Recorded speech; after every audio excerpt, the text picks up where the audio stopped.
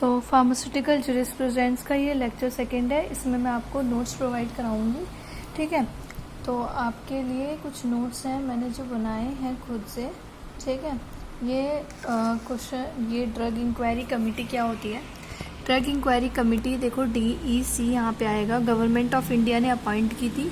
इसमें अंडर हुए थे chair membership RN Chopra, DEC भी आ जाता है क्वेश्चन में, और RN चोपड़ा कमेटी भी इसे कहा जाता है। 1931 में बनी थी। और इसकी रिकमेंडेशन क्या थी इस ड्रग इंक्वायरी कमेटी की? The committee recommended the formation of central pharmacy council and the provisional pharmacy council. ये मैंने आपको स्लाइड में बताया था कि पहले सेंट्रल फार्मेसी काउंसिल होती थी, फिर प्रोविजनल फार्मेसी काउंसिल बन गई थी, ठीक है। इसमें काउंसिल में क्या था, इसमें मेंटेन करते हैं register containing the name and address of the registered pharmacist. Registered pharmacist कौन होते हैं? जैसे कि आप डिप्लोमा के बाद जो लाइसेंस मिलेगा तब आप रजिस्टर्ड फार्मासिस्ट होंगे। जिनके पास लाइसेंस होता है उन्हें कहते हैं रजिस्टर्ड फार्मासिस्ट।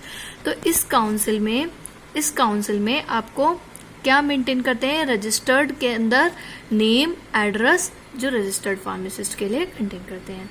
जो ड्रग इंक्वायरी कमेटी है उसने सजेस्ट किया था कि ड्रग कंट्रोल की मशीनरी आनी चाहिए, ठीक है। और जो ब्रांचेस है और उनके स्टेट्स हैं, इनके अंदर अलग अलग ऑल ब्रांचेस, ऑल मशीनरी होनी चाहिए।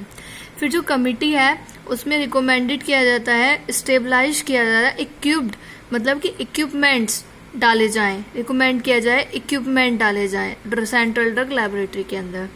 कुछ छोटी लेबोरेटरीज थी जो किसके अंदर गाइडेंस के में वर्क करती थी? सेंट्रल ड्रग लेबोरेटरी के अंदर। तो ये कुछ हमारे रिकमेंडेशन थे ड्रग इंक्वायरी कमेटी के, ठीक है। अब आते हैं हमारे give the objective purpose of pharmaceutical legislation India. जो मेन ऑब्जेक्ट था, एक्ट था रेगुलेट करना, इम्पोर्ट करना, मैन्युफैक्चर करना, डिस्ट्रीब्यूशन करना, sales of drugs and cosmetics. Regulate करना मतलब कि रेगुलेट द इम्पोर्ट, मतलब कि बाहर से मंगवाना, बाहर से किसी चीज को हम मंगवाएंगे, ठीक है। फिर उसके बाद उसे बनाएंगे, मैन्युफैक्चर करेंगे, इंडिजीनियस बनाएंगे अपने ड्रग को, ठीक है। फिर उसके बाद डिस्ट्रीब्यूट करेंगे, डिस्ट्रीब्यूट मतलब रिटेल और होलसेल में। फिर उसके बाद sales of drugs and cosmetic, sale करेंगे अपने ड्रग की, कॉस्मेटिक्स की, ठीक है। To make this drugs available to public at reasonable price and through qualified person. ये इसको बनाना, ऐसे ड्रग्स को बनाना जो अवेलेबल करें हम पब्लिक को रीजनेबल प्राइस में, ज्यादा महंगे प्राइस में, रीजनेबल प्राइस में अवेलेबल करें। किसके through? Qualified person. Qualified person कौन? Registered pharmacist, okay. To control certain kinds of advertisement related to magic remedies. इसमें कंट्रोल करें सर्टेन काइंड्स ऑफ एडवर्टाइजमेंट्स को और जो मैजिक रेमेडीज से रिलेटेड हो। The levy and collection of excise duty on एंटीवी containing alcohol, opium, Indian hemp और other narcotics. इसमें जो है, जो मॉर्फिन, ओपियम ये सब होता है, इनको कलेक्शन करके रखना इलीगल माना जाता है, तो इसलिए इसको ये ना करें, ठीक है। इसमें ये पर्पस था pharmaceutical legislation. To regulate the profession of pharmacy, जो प्रोफेशन है फार्मेसी का उसको रेगुलेट करे अच्छे से और प्रमोट करे अपने इंडिजीनियस रिसर्च। इंडिजीनियस मतलब इंडिया के ड्रग्स का, इंडिया के ड्रग्स जो रिसर्च टेक्नोलॉजी के हैं। अब ये है history of pharmaceutical legislation in India. History क्या है? एक केमिस्ट शॉप है, इसको ओपन किया था 1811 में, 1811 में मिस्टर भदगेट ने, वो आए थे इंडिया में, ईस्ट इंडियन कंपनी आई थी कलकत्ता में।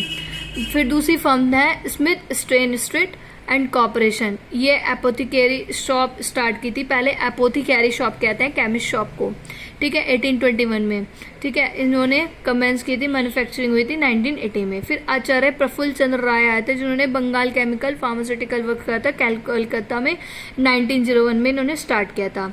1903 में इनके ही अंडर लीडरशिप में प्रोफेसर टेके गज्जर आए थे जिन्होंने स्मॉल फैक्ट्री खोली थी पल्प की, ठीक है। फिर अलेम्बिक केमिकल वर्क्स हुआ था बड़ौदा में। बड़ौदा पहले गुजरात में नहीं था, बड़ौदा पहले महाराष्ट्र में लगता था, अब गुजरात में है। बड़ौदा, गुजरात और महाराष्ट्र अब अलग अलग हो गए हैं। These units were not sufficient, ये यूनिट सफिशिएंट नहीं थे हमारे इंडियन पब्लिक के लिए। तो जो मेडिसिन हैं वो बाहर से मंगाई जाती थी। कहाँ से मंगाई जाती थी? यूके, फ्रांस और जर्मनी से।